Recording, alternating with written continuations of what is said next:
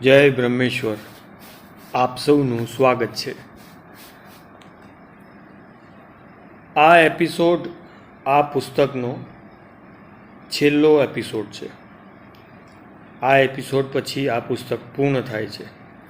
જો આ પુસ્તક શ્રેણીની અંદર આપ સૌને કંઈ પણ જાતની ત્રુટિ અથવા ખામી દેખાતી હોય તો અમને કમેન્ટ બોક્સમાં જરૂર બતાવશો.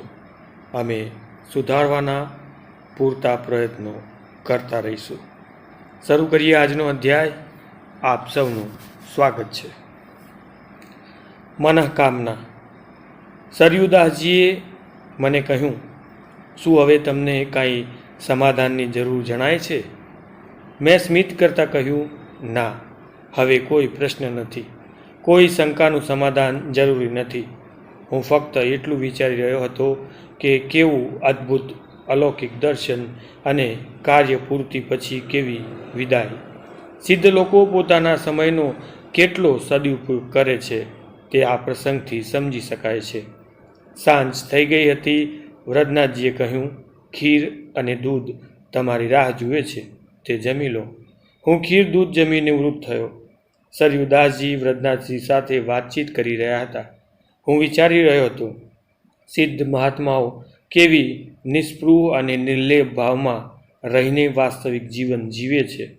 જ્યારે જે સમયે કાર્યની અગત્ય હોય, વ્યક્તિની અગત્ય હોય, ત્યારે તે તરફ સંપૂર્ણ ધ્યાન આપી કાર્ય પૂરું કરી પાછા પોતાના નિજાનંદમાં પરોવાઈ જાય, જાણે તેમણે કંઈ કર્યું જ નથી.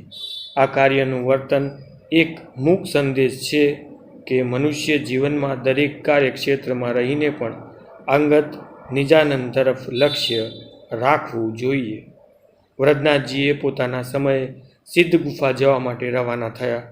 તેમના ગયા પછી સરયુદાસજીએ મને કહ્યું, હું તમને ધ્યાનની એક ક્રિયા સમજાવું છું. તેને બરોબર સમજીને તેનો અભ્યાસ કરો.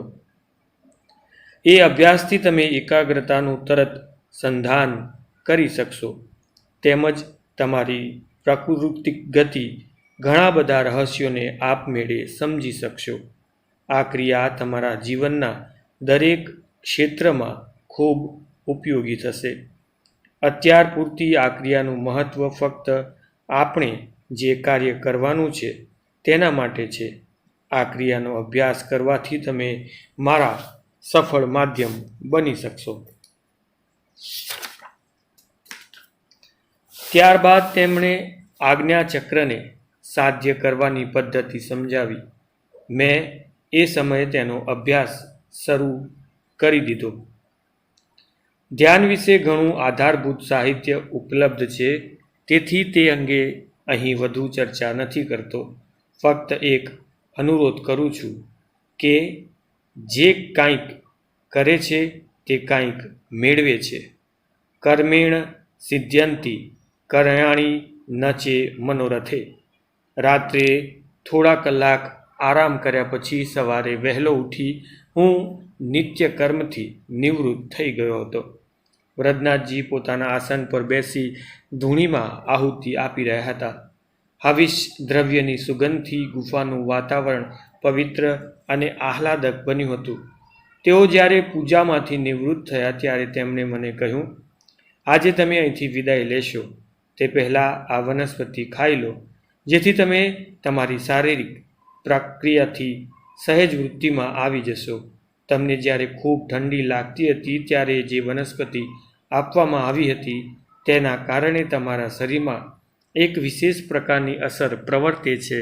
તેનું નિવારણ કરવા માટે આ વનસ્પતિ લઈ લો, નહીં તો હિમાલય છોડીને નીચેના પ્રદેશની ગરમી સહન નહીં કરી શકો. એમ કહી તેમણે પોતાની જોડીમાંથી સફેદ મરી જેવા 5-6 દાણા કાઢીને મને આપ્યા અને ચાવીને ખાઈ જવા જણાવ્યું. વ્રજનાથજી પાસેથી તે દાણા લઈ હું ચાવીને ખાઈ ગયો. તેનો સ્વાદ સહેજ મીઠો હતો, સુગંધિત પણ હતો. તેણે તે દાણા ખાઈ લીધા પછી વ્રજનાથજીએ મને થોડા સૂકા ફળ આપ્યા, જેનો આહાર મોટી હરડે જેવો હતો. તે ફળ આપતા તેઓએ કહ્યું, જ્યારે ઉનાળામાં ખૂબ ગરમી લાગે છે ત્યારે આ ફળનો નાનો ટુકડો મોંમાં મૂકી ધીમે ધીમે ચાવીના ચાવીને ખાવાથી ગરમીનું પ્રમાણ ઘટી જશે, કારણ કે તમોને આપેલી ઔષધિની અસર 1 વર્ષ સુધી રહેશે. મોટા ભાગની અસર તો આ દાણાથી દૂર થઈ જશે, પરંતુ ઉનાળામાં થોડી ગરમી વધુ લાગશે, ત્યારે આ ફળનો ઉપયોગ કરજો. અડધા કલાક પછી મેં ખાધેલા દાણાની અસર શરૂ થઈ ગઈ. જ્યારે હું વ્રજનાથજી પાસે આવ્યો ત્યારે તેમણે અમુક વનસ્પતિના પાન ખવડાવીને ઠંડી સામે મને રક્ષણ આપ્યું હતું. તેના નિવારણ માટે તેમણે મને અમુક વનસ્પતિના દાણા આપ્યા હતા. તે લીધા પછી અડધા કલાકે મને ઠંડી લાગવા માંડી. શરીર પ્રાકૃતિક ધર્મમાં પરિવર્તન થવા લાગ્યું. ફરી પાછો મેં કોટ, મફલર, ગરમ ટોપીનો આશ્રય લઈ લીધો. મેં વ્રજનાથજીને કહ્યું, આપના સાનિધ્યમાં મને જે કંઈ મળ્યું છે તે બદલ આભાર વ્યક્ત કરવા મારી પાસે શબ્દો નથી. હું ફક્ત આપનો ઋણી છું એટલું કહી શકું છું. આપની કરુણા મારા માટે હંમેશા રહે એ જ મારી પ્રાર્થના છે. અલ્પ બુદ્ધિના કારણે, મૂઢ મતિના કારણે મારાથી કોઈ અયોગ્ય વર્તન, વાર્તાલાપ થઈ ગયો હોય તો તમે મને બાળક સમજી ક્ષમા કરશો. વ્રજનાથજીએ મારા માથા પર હાથ ફેરવતા પ્રેમથી કહ્યું, સમભાવ એ જ અમારું વાસ્તવિક જીવન છે. રાગ દ્વેષનો કોઈ પણ પ્રતિભાવ અમારા તરફથી નથી હોતો. અમારું કોઈ પણ પ્રિય માત્ર નથી હોતું, તેમ કોઈ માટે દ્વેષભાવ પણ નથી હોતો. તમારું અહીં આવવું, રહેવું, અમારી સાથે સંપર્ક થવો એ યોગાનુયોગ છે, કર્મ સંબંધિત છે. તેથી તમારે પણ આનંદ અથવા શોકની લાગણી અનુભવવી જોઈએ નહીં. કાર્યની ક્ષણનું મહત્વ છે. કાર્યની ક્ષણનું મહત્વ છે. કાર્યનું મહત્વ છે. કાર્યકર્તાનું મહત્વ નથી. એ સર્વદા નિમિત્ત જ હોય છે. જે કાંઈ શાશ્વત છે, કાર્યકર્તાનું મહત્વ નથી. એ સર્વદા નિમિત્ત જ હોય છે. જે કંઈ શાશ્વત છે તેનું મહત્વ સમજવાનો પ્રયત્ન કરો. જેનો વિનાશ છે તે ફક્ત નિમિત્ત પૂરતું જ મહત્વ આપો. વ્રજનાથજીનો સંદેશ વ્યવહારપૂર્ણ અને તટસ્થ હતો. લગભગ 10 વાગ્યે તેગાસિંગ બીજા એક ગોરખા સાથે ખપ્પર લઈને આવી પહોંચ્યા. વ્રજનાથજીની વિદાય લેવાની ક્ષણ આવી પહોંચી. મેં બધો સામાન ગુફા બહાર મૂક્યો. તેગાસિંગે તેને ખપ્પરો ઉપર ગોઠવી દીધો. સરયુદાસજી અને વ્રજનાથજી ગુફા બહાર આવ્યા. મેં વ્રજનાથજીનો ચરણો સ્પર્શ કરતાં કહ્યું, જ્ઞાન માર્ગને હું જાણતો નથી. ક્યારેક મન ઉદ્વેગી બને અને આપના દર્શન કરવાની ઈચ્છા થાય તો દર્શન આપવાની કૃપા કરશો. વ્રજનાથજીએ આશીર્વાદ આપતા કહ્યું, તમે તમારા ગુરુ મહારાજ માટે દ્રઢ ચિંતન કરો. એમને મેળવ્યા પછી બધો જ લૌકિક મોહ સમજાઈ જશે. હું તો અહીં જ છું. જ્યારે ઈચ્છા થાય ત્યારે આવી શકો છો. વ્રજનાથજીએ આપેલી છેલ્લી સૂચના મહત્વની હતી. ગુરુ શબ્દ એ તેમનો સંકેત સૂચક હતો. એ વિના આધ્યાત્મ માર્ગદર્શન નહીં થાય એવી ગૂઢ ભાષા તેમાં સમજાયેલી હતી. સરયુદાસજી અને વ્રજનાથજીએ અરસપરસ અભિવાદન કર્યું. મેં વ્રજનાથજીને પ્રણામ કર્યા અને ભારે હૃદયે વિદાય લીધી. હું અને સરયુદાસજી કાઠમંડુ જવા રવાના થયા. મુસાફરી ઝડપથી થઈ રહી હતી. 3 કલાક સુધીમાં અમે સૂર્યવિનાયક મંદિર પાસે આવી પહોંચ્યા. સૂર્યવિનાયકના દર્શન કરી થોડીવાર આરામ કરી કાઠમંડુ માટે રવાના થયા. સૂર્યવિનાયક માટગાંવ સુધી ખચ્ચર ઉપર સવારી કરવાથી હું અકળાઈ ગયો હતો. તેથી સરયુદાસજી સાથે પગપાળા ચાલવાથી આનંદ આવતો હતો. સાંજે 5 વાગ્યા સુધીમાં અમે કાઠમંડુ શહેરી વિસ્તારમાં આવી પહોંચ્યા હતા. ઘણા દિવસોથી માણસો જોયા ન હતા, છતાં તેઓને જોઈને કોઈ વિશેષ ભાવો ઉત્પન્ન થતા ન હતા. છતાં શહેરી વિસ્તાર પ્રત્યે ઊંડે ઊંડે કંઈક અણગમાની લાગણી ઉપસી રહી હતી.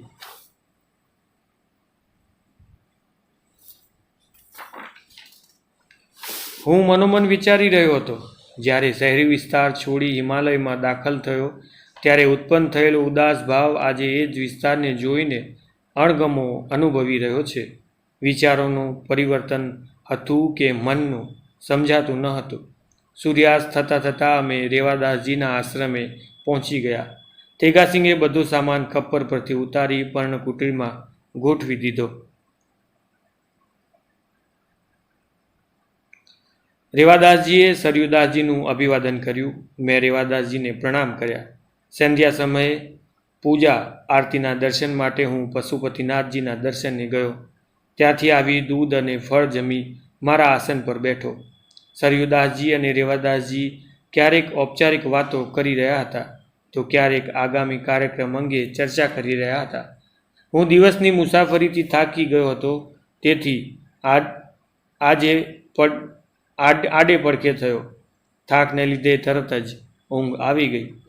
બીજે દિવસે સવારે નિત્યક્રમથી પરવારી ધૂણી પાસે બેસી તાપી રહ્યો હતો ત્યારે સરયુદાસજીએ કાર્યક્રમ સમજાવ્યો. આપણે આજે સાંજની ફ્લાઇટથી બનારસ જવાનું છે. ત્યાંથી ટ્રેન દ્વારા અયોધ્યા થઈ ત્યાં થોડું રોકાણ કરી ચિત્રકૂટ જવાનું છે. દિવસ દરમિયાન હું કાઠમંડુ શહેરી વિસ્તારમાં ફર્યો, થોડી ખરીદી કરી. બપોરે પાછો આશ્રમ આવી ગયો. એ સમય દરમિયાન સરયુદાસજીએ ટિકિટો મંગાવી લીધી હતી. આશરે 4 વાગ્યે ટેક્સી કરી અમે એરોડ્રામ પહોંચી ગયા. પ્લેન ઉપડવાને હજુ વાર હતી. રેવાદાસજીએ આવેલી સ્નેહપૂર્ણ વિદાયને હું વાગોડી રહ્યો હતો. કેવું નિખાલસ અને નિર્દોષ વ્યક્તિત્વ, કેવો સરળ સ્વાવલંબી સ્વભાવ. હિમાલય ક્ષેત્રના સિદ્ધ અને મહાત્માઓની આગવી પ્રતિભાથી હું ખૂબ પ્રભાવિત થયો હતો. મારા જીવનમાં પસાર થયેલો અમૂલ્ય સમય મારા માટે કિંમતી વારસા સમાન ગણાય એવું હતો. સાંજની ફ્લાઇટથી અમે બનારસ આવી પહોંચ્યા. બનારસથી રાત્રે ટ્રેન દ્વારા અયોધ્યા જવા માટે મુસાફરી શરૂ થઈ.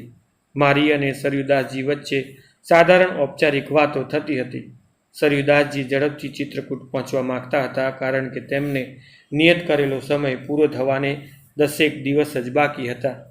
બીજા દિવસે અયોધ્યા પહોંચી અમે હનુમાન ગઢીમાં મુકામ કર્યો. દિવસ દરમિયાન મારી કામગીરી કાંઈ હતી નહીં, તેથી મેં આરામ કર્યો. સરયુદાસજી દિગંબર અખાડામાં જઈ તેમના મહાત્માઓને મળી બધી વિગત અંગે ચર્ચા કરી સાંજે પાછા આવ્યા.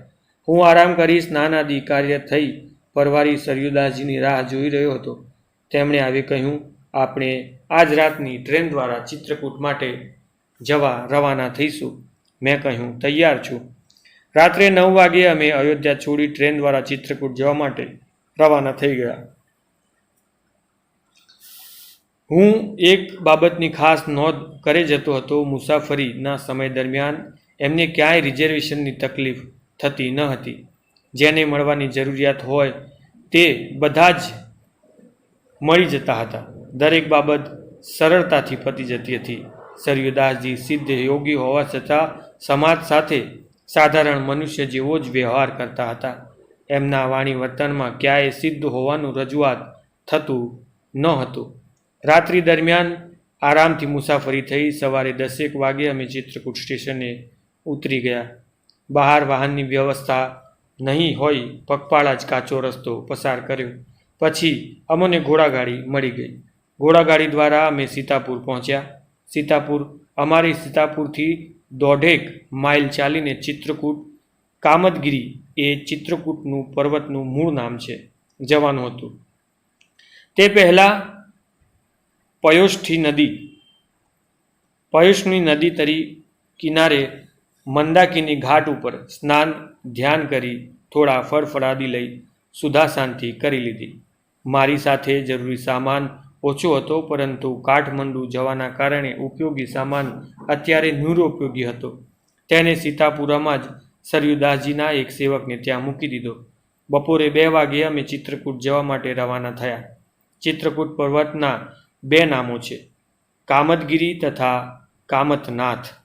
આ વિસ્તારમાં ઘણા મંદિરો તથા તીર્થસ્થાનો આવેલા છે, જેમાં મુખ્યત્વે ચરણ પાદુકા, હનુમાન ધરા, જાનકી કુંડ, સ્ફટિક શિલા, અત્રિ આશ્રમ, ભરતકૂપ, ગુપ્ત ગોદાવરી અને રામશ્યામનો સમાવેશ થાય છે. સરયુદાસજીના ગુરુ મહારાજ તથા જાનકીદાસજી ચિત્રકૂટમાં આવેલા હનુમાન ધરા નામક સ્થાન પાસે થઈ પહાડીમાં આશ્રમમાં રહેતા હતા. દિગંબર અખાડાના ઘણા સાધુઓની ત્યાં અવરજવર રહેતી. આ સ્થાન થોડું ઊંચાણમાં વિસ્તારમાં હોવાથી મહાત્મા સિવાય બીજો કોઈ અવરજવર જવલ્લે જ થતી. સીતાપુરાથી 1.5 માઇલ આવ્યા બાદ ચિત્રકૂટની તળેટી શરૂ થઈ. આ વિસ્તારમાં મોટે ભાગે રામદલી સાધુઓની વધુ પ્રમાણમાં અવરજવર રહે છે. ગોસ્વામી તુલસીદાસજીએ અયોધ્યાકાંડમાં ચિત્રકૂટનું અદ્ભુત વર્ણન કર્યું છે. તપસ્વીઓ તથા દેવ મંદિરો, જંગલ ઝાડી જોતા જોતા અમે પસાર થઈ રહ્યા હતા. 3 કલાકની મુસાફરી બાદ અમે હનુમાનધરા વિસ્તાર પસાર કરીને નીચેની પહાડીઓમાં ઉતરવા લાગ્યા. લગભગ સાંજ થઈ જવા આવી હતી.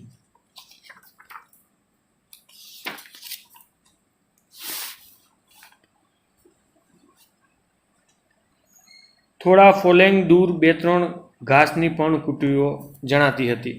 ત્યાંથી ધુમાડો નીકળતો હતો. સરયુદાસજીએ કહ્યું, સામે દેખાય તે ગુરુ મહારાજનો આશ્રમ છે. અમે નીચાણવાળો વિસ્તાર પસાર કરી ત્યાં પહોંચ્યા.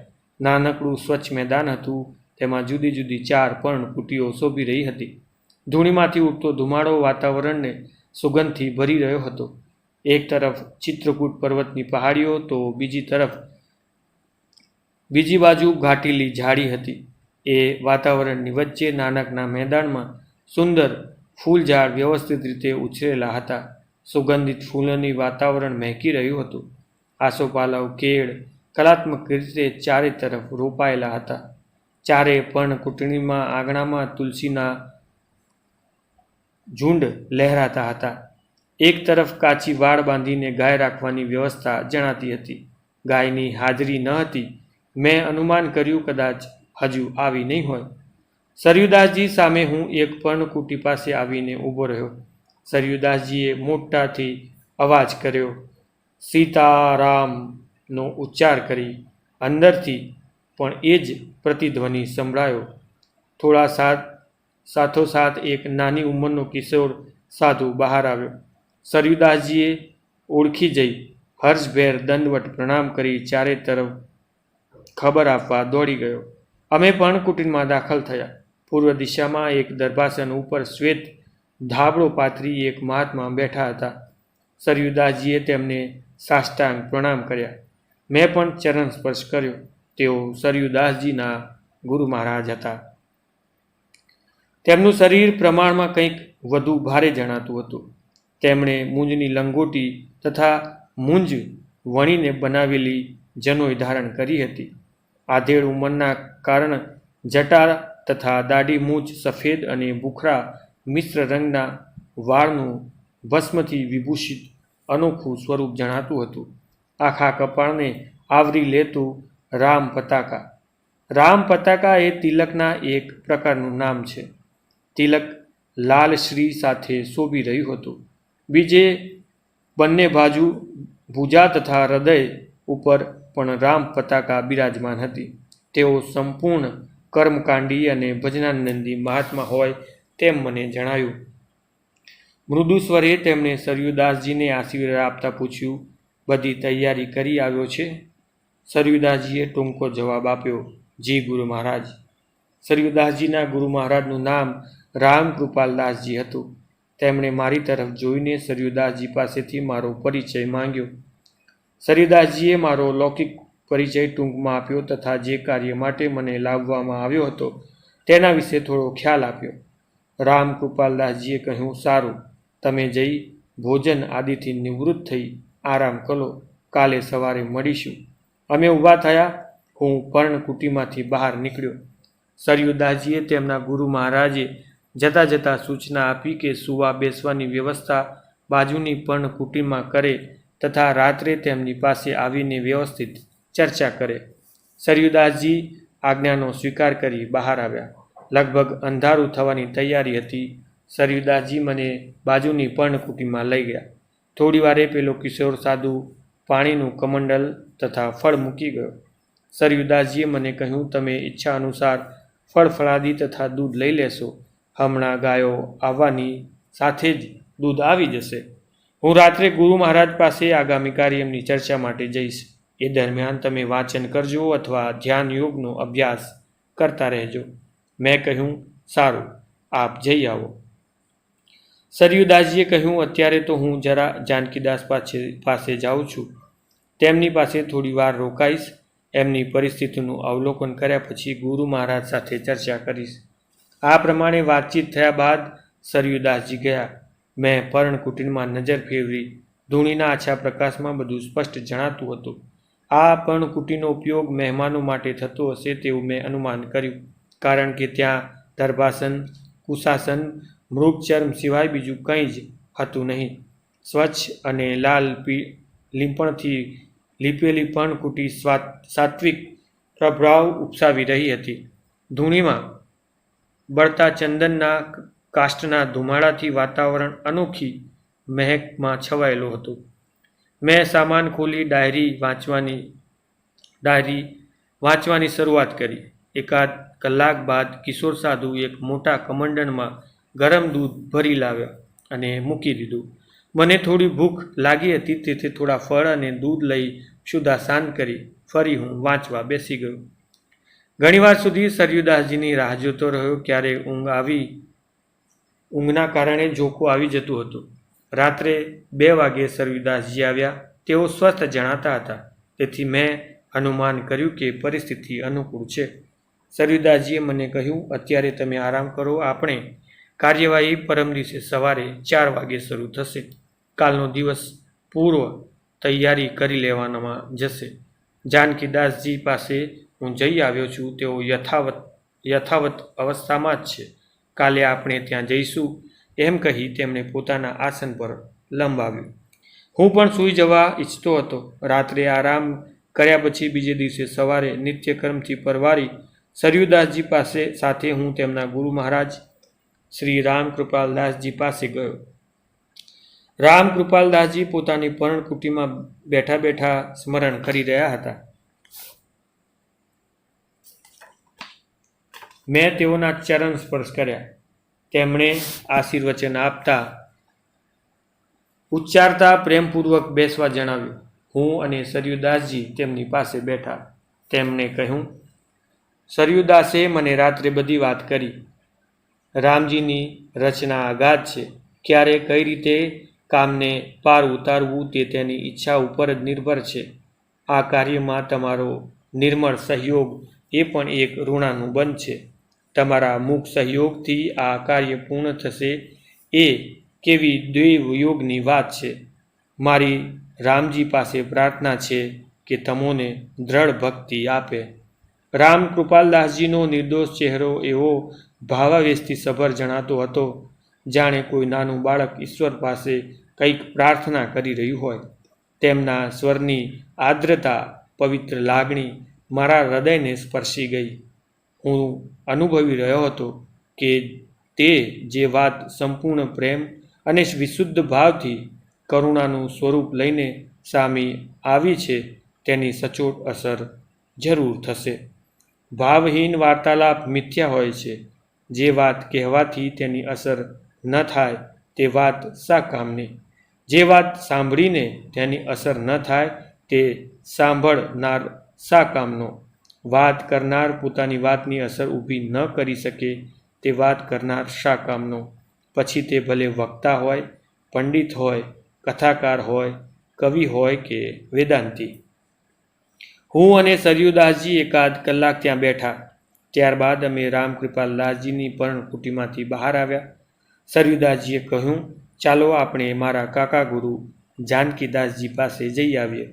અમે બંને એક વટ વૃક્ષ નીચે આવેલ પર્ણકુટી તરફ આગળ વધ્યા.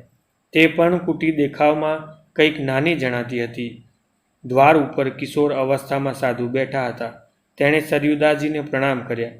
સરયુદાસજીએ તેને જવા માટે સૂચન કર્યું ને નમન કરી ચાલ્યા ગયા. અંદર દાખલ થતાં પહેલાં સરયુદાસજીએ મને મૌન રહેવા સૂચન કર્યું હતું. મેં સંમતિ દર્શાવી. સરયુદાસજી પણ કુટીમાં દાખલ થયા. હું તેમની પાછળ જ દાખલ થઈ ગયો. અંદરનું વાતાવરણ ખૂબ ગંભીર હોય તેવું મને જણાયું. સામે એક ઊંચા આસન પર એક મહાત્મા ધ્યાનસ્થ અવસ્થામાં પદ્માસન દ્રઢ કરી બેઠા હતા. તેઓ જાનકીદાસ હતા. તેઓની મુખ મુદ્રા ગંભીર જણાતી હતી. શરીર સુકાયેલું હતું. હાડ ચામ સિવાય કંઈ જ ન હતું. છૂટી વિખરાયેલી જટા અવ્યવસ્થિત રીતે છવાયેલી દાઢી મૂછથી તેમનો ચહેરો ગજબ પ્રકારની પ્રતિભા ઉપસાવી રહ્યો હતો. તેમના હાથ, ભુજા, છાતી ઉપર પ્રમાણ કરતાં ઘણા વધુ વાળ વધેલા જણાતા હતા. આંખો ઉપરથી નેણ પાંપણો પણ અસાધારણ લંબાઈની હતી. તેમની પાસે 1.5 ફૂટ નજીક જવાથી તેમના શરીરમાંથી એક ધ્વનિ સ્પષ્ટ સંભળાતો હતો, જેણે દૂર દૂર દરિયો ઘૂંઘરાતો હોય તેમ. કોઈ બ્રહ્મર્ષિ વર્ષો સુધી સમાધિ સ્થિર કરીને તપસ્યામાં લીન થઈ જાય તેવી સ્થિતિ ઉપસ્થિત થઈ હતી. પર્ણકુટીમાં એનો દિવાલો વાંસની પટ્ટીઓની હતી. તેના ઉપર કોઈ ખાસ પ્રકારની વેલ ઝીણા ફૂલ પાનથી ભરપૂર પ્રમાણમાં છવાયેલી હતી.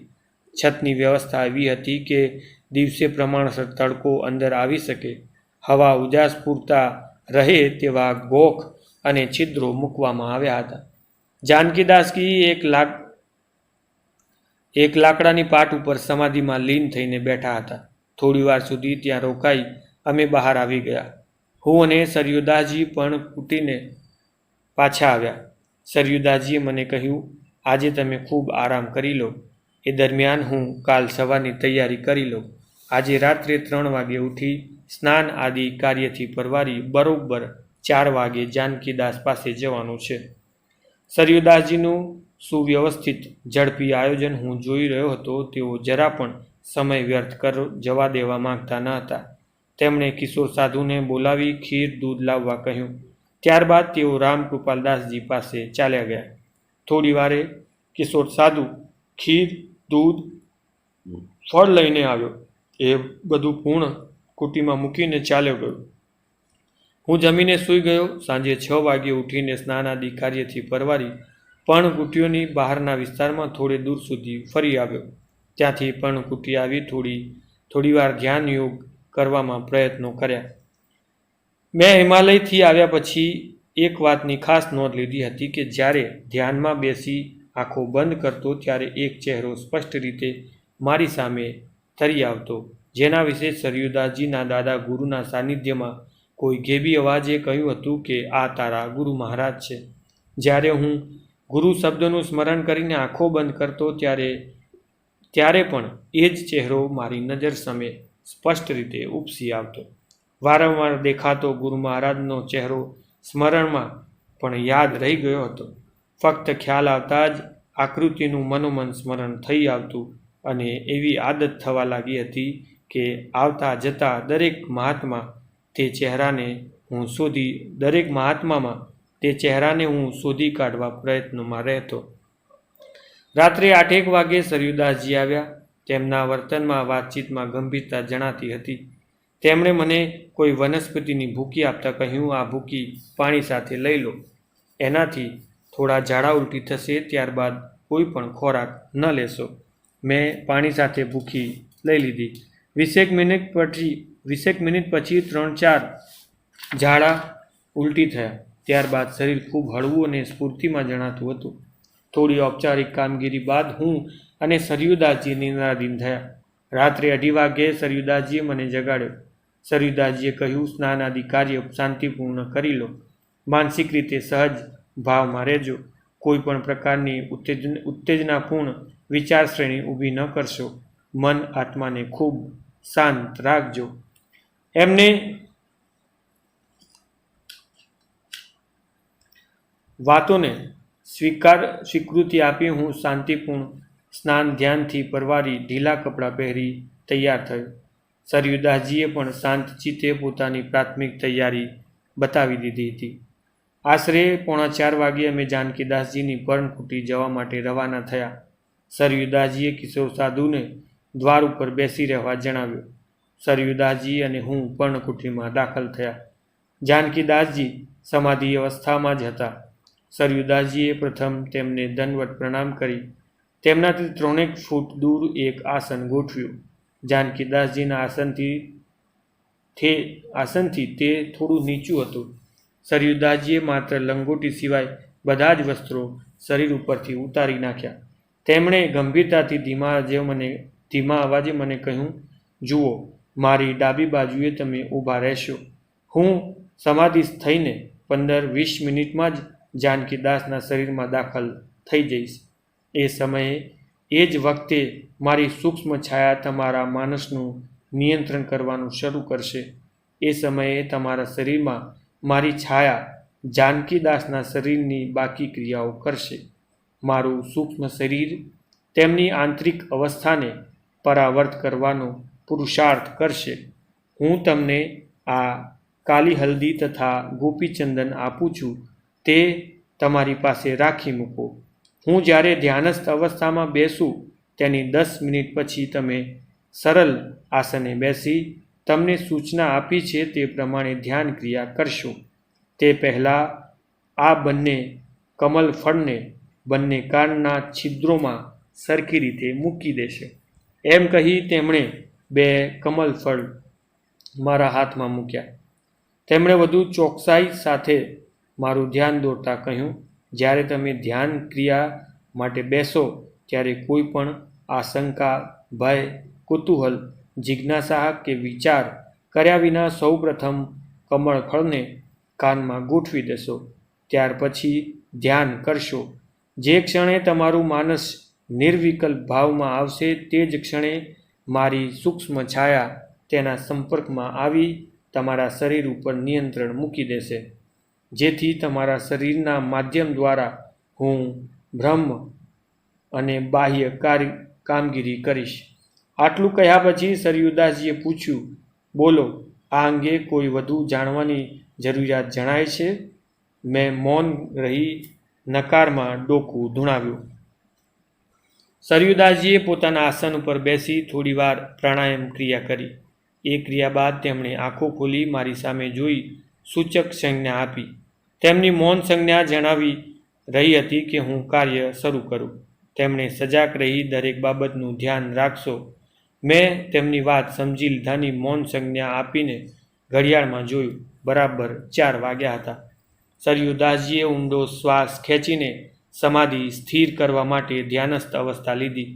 મેં તેમનાથી ડાબી બાજુએ ઊભા રહી 10 મિનિટ રાહ જોવાનું શરૂ કર્યું. મારું મન, મારા વિચારો સ્થિર અને શાંત હતા. શાંત ચિત્તે હું સરયુદાસજી અને જાનકીદાસજીનું નિરીક્ષણ કરી રહ્યો હતો. કાલી હલ્દી અને ગોપીચંદન મેં જમણી બાજુ મૂકી દીધા. બંને કમલ ફળને મારા આસન ઉપર મૂકી સમય પસાર કરવા લાગ્યો. વાતાવરણ શાંત હતું. સરયુદાસજીએ પોતાની કામગીરી શરૂ કરી દીધી હતી. બરોબર 10 મિનિટ પછી હું મારા આસન ઉપર બેઠો અને કાનમાં કમળ ફળ વ્યવસ્થિત રીતે ગોઠવી આજ્ઞા ચક્ર તરફ ધ્યાન કેન્દ્રિત કર્યું. પહેલી જ ક્ષણે ભાવિ ગુરુ મહારાજનો ચહેરો થોડીવાર માટે દેખાઈને અદૃશ્ય થઈ ગયો. એ સાથે તેજોમય પ્રકાશથી ભરપૂર આકાશ દેખાવા લાગ્યું. થોડી ક્ષણો સુધી આવું દૃશ્ય દેખાઈ રહ્યું હતું. હું સાક્ષી ભાવથી આ બધું સભાન અવસ્થામાં જોઈ રહ્યો હતો. એ જ સમયે એકાએક દેખાઈ રહેલા નીલવર્ણા આકાશમાં એક અત્યંત તેજ પુંજ સરખી વિદ્યુત ધારા ઉપરથી નીચે આવતી દેખાઈ, જેને ધ્યાનસ્થ અવસ્થામાં જોઈને હું ક્ષણવાર માટે ચમકી ગયો. બસ એ જ ક્ષણે જ જાગ્રત અવસ્થામાં હું નિર્વિચાર, નિર્વિકલ્પ અવસ્થામાં મુકાયો હોઈશ. એ જ ક્ષણે સરયુદાસજી સૂક્ષ્મ છાયાને મારું નિયંત્રણ કરવાનું શરૂ કરી દીધું. મારી આંખો ખુલી ગઈ. હું ઊભો થયો. સરયુદાસજીની ચારે તરફ ફરતો મેં આંટો માર્યો. હું ક્યારેક તેમના ગળાનું તો ક્યારેક છાતીના પાસળાનું ધ્યાનથી નિરીક્ષણ કરી રહ્યો હતો. હું એકાએક અજાયબ ભૂમિકામાં આવી ગયો હતો. મારું શરીર શું કાર્ય કરે છે, તેનું શું કારણ છે તે હું જાણતો ન હતો. હું ખુદ મારી જાતને 2 પ્રકારમાં વિભાજન અનુભવી રહ્યો હતો. મારી આંતરિક અવસ્થામાં હું દ્રષ્ટાભાવથી મારું શરીર શું કરી રહ્યો છું તે જોઈ રહ્યો હતો. જ્યારે શરીર શું કાર્ય કરી રહ્યું છે, શા માટે કરી રહ્યું છે તેના કારણથી અજાણ હતો. શરીર કાર્યકર્તા બની ગયું હતું અને ચેતના દ્રષ્ટ ભાવે સાક્ષી બની રહી હતી. જાનકીદાસજીનો શ્વાસોશ્વાસની ક્રિયા વધવા લાગી. સરયુદાસજીનું સૂક્ષ્મ શરીર તેમના સૂક્ષ્મ છાયા સાથે એક્ય ધારણ કરી ચૂક્યું હતું. મારું શરીર સરયુદાસજીના માધ્યમ તરીકે કામ કરી રહ્યું હતું. મેં કાલી હલ્દી અને ગોપી ચંદન બંનેને કમંડળમાં પાણીમાં લઈ ચંદન માફક ઘસી જાનકીદાસજીના લલાટ ઉપર, બંને ખભા ઉપર, ઘોંટણ ઉપર, નાભી ઉપર, પાપણો ઉપર લેપ કર્યો. ત્યારબાદ સરયુદાસજીના શરીરને કંઠ ઉપર, લલાટ ઉપર લેપ કર્યો. જાનકીદાસજીનો નાભી પ્રદેશ અંદરની તરફ સંકોચાયેલો દેખાયો. મેં ગોપીચંદનનો મોટો ટુકડો પાણી સાથે ઘસી જાનકીદાસજીની પીઠ ઉપર એક લેપ ચડાવ્યો. હું શું કરી રહ્યો છું, શા માટે કરી રહ્યો છું તેની મને ખબર ન હતી. કોઈ બીજી વ્યક્તિ આ કાર્ય કરાવી રહી છે તેવું મને જણાતું હતું. સરયુદાસજીનું સૂક્ષ્મ શરીર જાનકીદાસજીના શરીરમાં પ્રવેશ કરી શું કાર્ય કરી રહ્યું હશે તેની શી ખબર, પરંતુ મારા દ્વારા થઈ રહેલા કાર્યની સાક્ષી બનીને અનુભવી રહ્યો હતો કે અંદર પણ કંઈક ચાલી રહ્યું છે.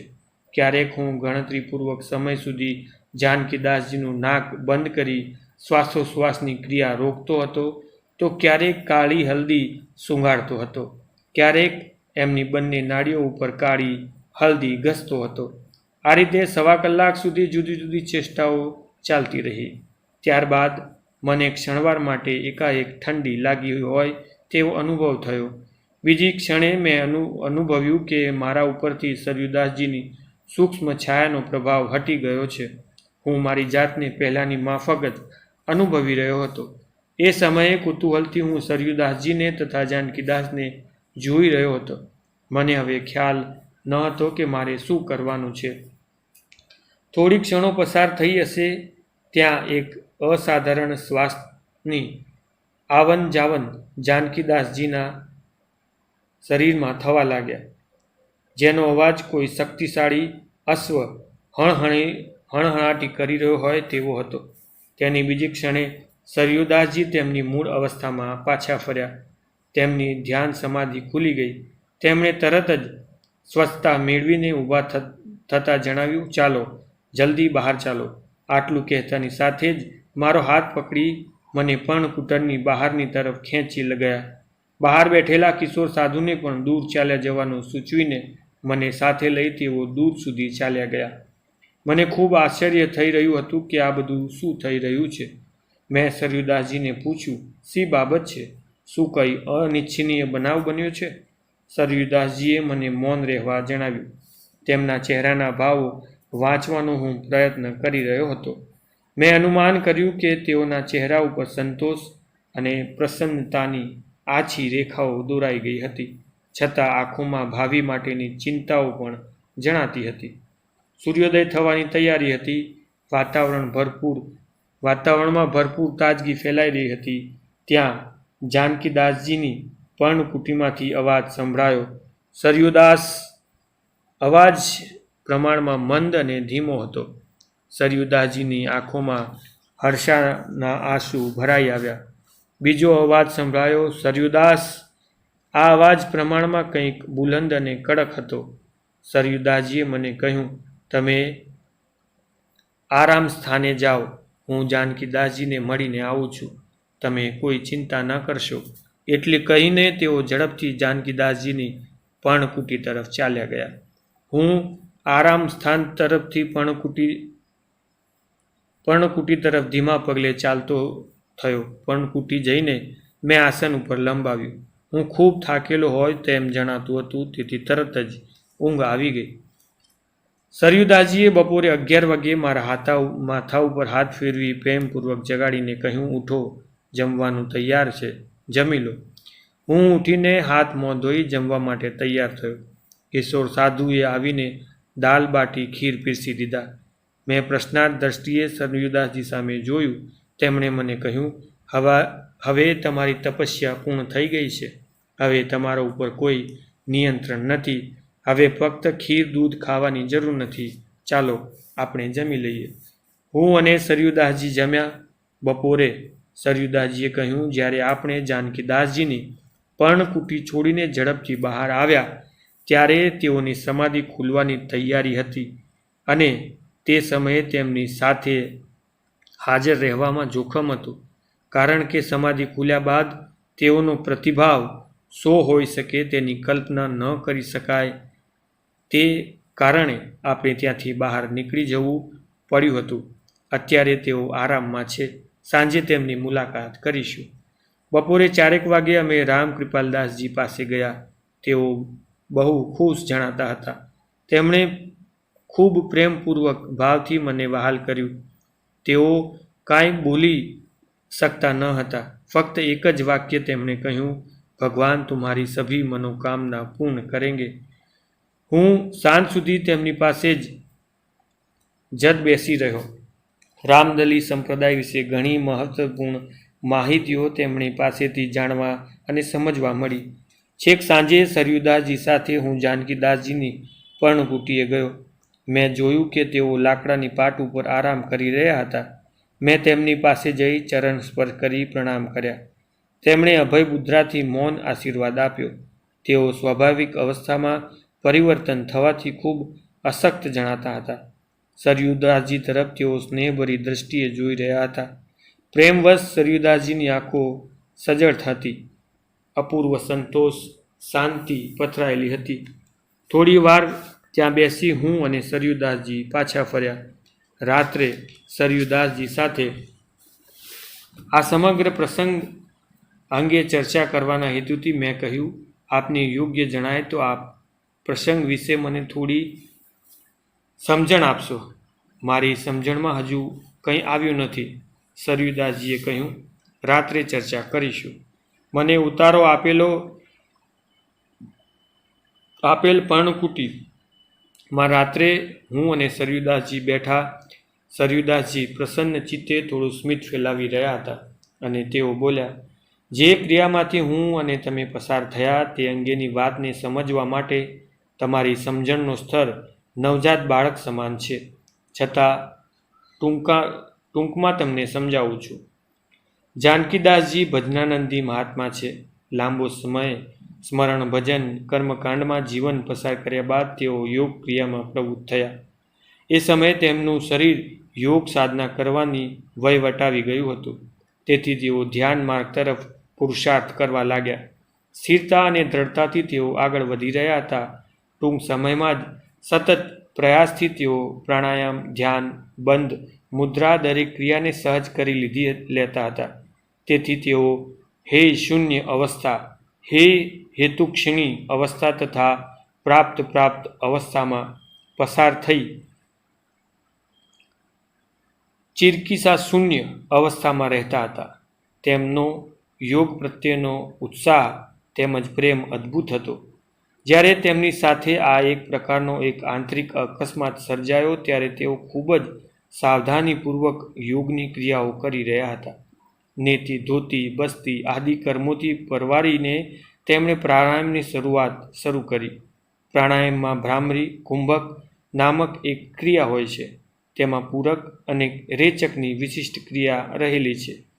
પૂરક વેગથી ભ્રમર ગુંજમાં ધ્વનિ સાથે કરવામાં આવે છે, જ્યારે રેચક ભમરી ગુંજન જેવા ધ્વનિ સાથે કરવામાં આવે છે. પૂરક કરતાં રેચકનું મહત્વ વધારે હોવાથી આ પ્રકારને ભ્રામરી કુંભક કહેવામાં આવે છે. આ કુંભક ક્રિયા કરવાથી આદ્ય ધ્વનિની અનુભૂતિ થાય છે. શરૂઆતમાં તમરા બોલતા હોય તેવો ધીમો અભ્યાસ વધે ત્યારે પક્ષીઓના વાજિંત્રો જેવો, ઢોલ, તાસા, નગારા જેવો અને છેલ્લે ઓમકાર શબ્દની અનુભૂતિ થાય છે. આ ભ્રામરી કુંભક ક્રિયાથી તેમણે શરૂઆત કરી હતી. આ ક્રિયામાં પહેલાં મૂલબંધ નામક આસન કરવામાં આવે છે. આ મૂલબંધથી આપન વાયુ ઉર્ધ્વગામી થઈને પ્રાણ સાથે એક્ય સાધે છે. કુંડલીની શક્તિ સીધી થઈને ઉપર ગતિ કરે છે તથા વીર્યનું ઉર્ધ્વરેસત ઉર્જામાં પરિવર્તન કરે છે. મૂલબંધ સ્થાપિત કરીને તેમણે ભ્રામરી કુંભકની ક્રિયા શરૂ કરી. તે સમયે તેમનું ધ્યાન આજ્ઞાચક્રમાં કેન્દ્રિત હતું. જ્યારે ધીમે ધીમે અપાન વાયુની ગતિ ઉર્ધ્વગામી થઈ ત્યારે તેમણે જાલંધર બંધની ક્રિયા કરી. જાલંધર બંધ ક્રિયા દ્વારા કંઠને સંકુચિત કરી નાડીઓને બંધ કરી દેવામાં આવે છે. તેથી ઈડા અને પિંગળા નાડીઓ બંધ થઈને પ્રાણ સુષુમ્નામાં પ્રવેશ કરે છે. આ ક્રિયા જ્યારે થઈ ત્યારે જાનકીદાસજીને કલ્પના ન હતી એવો અનુભવ થયો, જે અકસ્માત સાબિત થયો. તેમના બ્રહ્મરંધ્રમાંથી સ્ત્રાવ શરૂ થયો અને તે નીચેની તરફ ઉતર્યો. એક તરફ સમજણપૂર્વકની ભ્રામરી કુંભક ક્રિયા થઈ રહી હતી, તે સાથે જાલંધર બંધની નાડીઓની ગતિ રોકાઈ હતી. અપાન વાયુ પ્રાણ સાથે એક્ય ધારણ કરી અને કુંડલીની શક્તિ ઉપર તરફ ચડે તે પહેલાં જ બ્રહ્મરંધ્રમાંથી થયેલા સ્ત્રાવને કારણે મૂલાધાર ચક્ર ઉપર પ્રચંડ દબાણનો આઘાત થયો. તેથી મૂલબંધ સ્થિર ન રહી શક્યો. મૂલબંધ ખુલતાની સાથે જ પરિસ્થિતિ એ થઈ કે જે અવસ્થામાં તેમણે ક્રિયા શરૂ કરી હતી તે જ અવસ્થા તેમને માટે કાયમ બની ગઈ. બ્રહ્મરંધ્રમાંથી થતા સ્ત્રાવના કારણે તેમનું જીવન ટકી રહ્યું હતું. ભ્રામરી કુંભક લાગી જવાથી સમય પસાર થવાના કારણે ધ્વનિ જેટલો વધી ગયો કે અંદર બહાર પણ સંભળાવા લાગ્યો. ત્યારે મારા ગુરુ મહારાજે મને યોગ સાધના કરવાની આજ્ઞા આપતા ખૂબ જ ગંભીરતાથી કહ્યું હતું કે સરયુ, તું ગુરુ દક્ષિણામાં મને જાનકીદાસજીની મૂળ પરિસ્થિતિ લાવી આપી દે.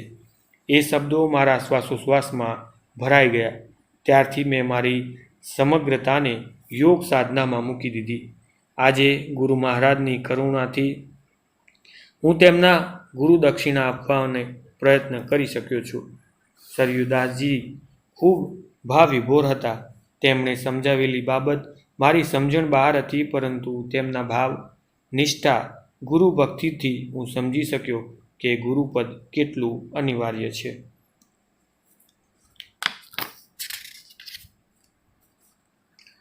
સરયુદાસજીએ આગળ ચલાવતા કહ્યું, યોગમાં પ્રવૃત્ત થયા પછી એકાગ્ર ચિત્તથી સતત અભ્યાસ અને દાદા ગુરુની કૃપાથી હું સરળતાથી મારા ધ્યેય સુધી પહોંચી ગયો. કાલી હલ્દીનું સૂચન દાદા ગુરુએ જ કર્યું, તેની પાછળનો હેતુ તમારી મુલાકાતનો હશે એમ સાબિત થયું છે. નહીં તો કાળી હલ્દી હિમાલયમાં પણ મળી જાય છે, પરંતુ ગુરુ લોકોની ગતિ ક્યારેક જલ્દી નથી સમજાતી. તમારા ઉપર પણ નિમિત્ત કોઈ ઋણાનુબંધ અર્થે સંકળાયેલું હશે, નહીં તો આ પૃથ્વી પર ઘણા માનવો વસે છે. મેં સરયુદાસજીને પૂછ્યું, આપે મારા દ્વારા શું કાર્ય કરાવ્યું? સરયુદાસજીએ કહ્યું, જુઓ, સૂક્ષ્મ દેહથી પરકાયા પ્રવેશ કરાવ્યો. સૂક્ષ્મ છાયાથી પરકાયા પ્રવેશ કરવો એ અભ્યાસ સારી રીતે થઈ ગયા બાદ જ જાનકીદાસજીનો ઉપયોગ શક્ય થયો હતો. સૂક્ષ્મ દેહ દ્વારા જાનકીદાસજીના શરીરમાં પ્રવેશ કર્યા પછી જે કાર્ય બહારથી કરવાનું હતું તેને માટે સ્થૂળ દેહની વ્યવસ્થા કઈ રીતે કરવી તે મૂંઝવણનો પ્રશ્ન હતો. વળી એ સ્થૂળ દેહનો ઉપયોગ સફળ માધ્યમ તરીકે કરવાનો હતો. તેથી તમને અનેક ક્રિયાઓમાંથી પસાર કરીને યોગ્ય માધ્યમ બનાવવામાં આવ્યા. તમે મારી સૂક્ષ્મ છાયાના સૂચક પ્રમાણે જાનકીદાસજીને લેપ, નાસિક આદિ ઉપચાર કર્યા. એનો સંદર્ભમાં એ રીતે છે કે કાલી હલ્દીમાં એક સ્વયં સિદ્ધ તાંત્રિક ગુણ છે કે તે જળ ચેતન કોઈ પણ ગતિને નિશ્ચિત સમય સુધી સ્થગિત કરી શકે છે.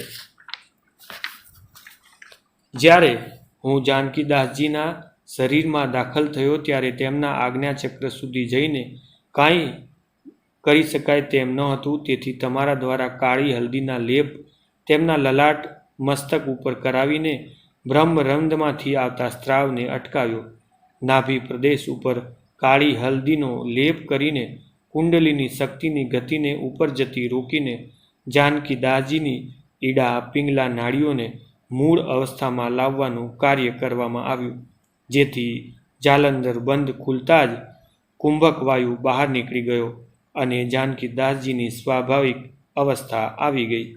સરયુદાસજીએ થોડી વાર અટકીને પૂછ્યું, હવે વધુ વિસ્તારની જરૂરિયાત છે? મેં કહ્યું, આપે જે ઉલ્લેખ કર્યો તે હું સાંભળી શક્યો છું, પણ આપ જે અર્થમાં સમજાવી રહ્યા છો તે અર્થને હું સમજી શકું એટલી મારી પહોંચ નથી, જેથી કોઈ પ્રશ્નોત્તરી કરી શકવાને અવકાશ જ નથી. સરયુદાસજીએ કહ્યું, તમારામાં એક બીજ વાવી દીધું છે, તેને ધ્યાન સ્મરણથી પોષીને ખંતથી ઉછેરો. તમને તમારા નિજ ભંડારનું ભાન થઈ જશે. એ સમયે આ બધી બાબતો તમે જાતે જ આપોઆપ સમજી શકશો. ઈશ્વરે અખૂટ નિજ ભંડાર દરેક વ્યક્તિમાં આપ્યો છે, માત્ર તેને નિષ્ઠાપૂર્વક પુરુષાર્થથી પ્રાપ્ત કરવાનો છે. મોડે સુધી વાર્તાલાપ કર્યા બાદ મેં કહ્યું, આપનું સાનિધ્ય છોડવાની ઈચ્છા નથી, પરંતુ ગૃહસ્થાશ્રમની ફરજ પૂરી કરવા માટે આવતીકાલે આપની પરવાનગી જોઈએ છે. સરયુદાસજીએ કહ્યું, અહીં થોડા દિવસ રોકાઓ, પ્રકૃતિનો આનંદ માણો, પછી જજો. મેં જવા માટે વધુ આગ્રહ દર્શાવ્યો, તેથી તેમણે કહ્યું, સારું, કાલે ચિત્રકૂટ સુધી હું તમને મૂકી જઈશ. રાત્રે આરામ કર્યા બાદ બીજે દિવસે સવારે રામકૃપાલદાસજી તથા જાનકીદાસજીના આશીર્વાદ લઈ સરયુદાસજી સાથે ચિત્રકૂટ આવ્યો. ત્યાંથી સામાન લઈ અમે સ્ટેશન પર આવ્યા. સરયુદાસજીએ મેં ટ્રેનમાં બેસાડી આશીર્વાચન ઉચ્ચારતા કહ્યું, ઈશ્વર તમને આ કાર્ય માટે નિમિત્ત બનાવીને કોણ જાણે શું ઋણાનુબંધ ચૂકવ્યું છે. ઈશ્વરને તમારી હૃદયપૂર્વક પ્રાર્થના છે કે તમને અતિ શીઘ્ર ગુરુની પ્રાપ્તિ થાય અને તમે નિજ ભંડારના સ્વામી બનો. ટ્રેન ધીમી ગતિએ ચાલવા લાગી હતી. સરયુદાસજીનો મેં ચરણ સ્પર્શ કર્યો. તેમના વિખૂટા પડવાથી હું ખેદ અનુભવી રહ્યો હતો. ત્યાંથી જ એક નવું પ્રકરણ, ગુરુની શોધ, શરૂ થઈ ગયું.